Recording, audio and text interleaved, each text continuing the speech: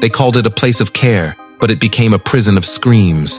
More than 1,700 souls lost, forgotten, and buried without a name. Welcome to Rolling Hills Asylum, where the dead never truly left. Before we go deeper into the shadows, hit the like button, because this story deserves to be heard. And if you're brave enough, subscribe. It's the only way to make sure the forgotten are never silenced again. Imagine a long, cracked road stretching across empty farmland. Fog clings to the ground. At the end of the road stands a massive, worn building, quiet, still, watching.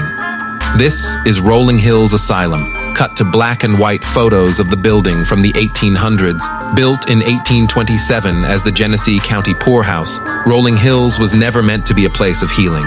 It was a dumping ground for society's unwanted, orphans, the mentally ill, the disabled, and the criminally insane. The facility operated under brutal conditions. Men and women were shackled, starved, and forgotten. Over the decades, more than 1,700 deaths were recorded here, but many believe the true number is far higher.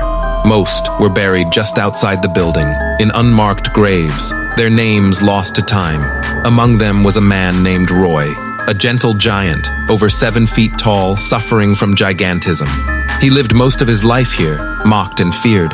Visitors say Roy still roams the halls, a towering shadow, silently watching. But Roy isn't alone. The shadow hallway, once a men's dormitory, is said to be crawling with figures that slither along walls and dart between rooms. Ghost voice, faint, hello. In one of the East Wing rooms, an elderly voice is often heard calling out, hello! They say it's Hattie, a blind patient, endlessly searching for help that never came. Then there's the solitary ward, where the worst patients were shackled for days.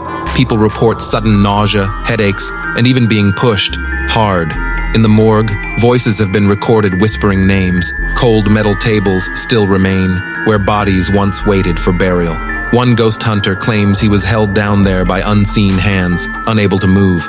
Today, Rolling Hills Asylum is open for tours and ghost hunts. It remains one of the most active paranormal hotspots in the U.S. Visitors from all over come to catch a glimpse, or a touch, from the other side.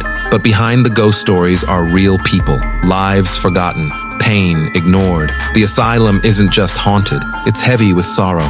So the next time you hear a whisper in the dark, ask yourself, is it just your imagination? Or is someone from Rolling Hills still trying to be heard? If this story moved you, if it made you shiver or think, please like the video and subscribe, because we're not done exploring the forgotten corners of America. Not even close. Sleep well, if you can.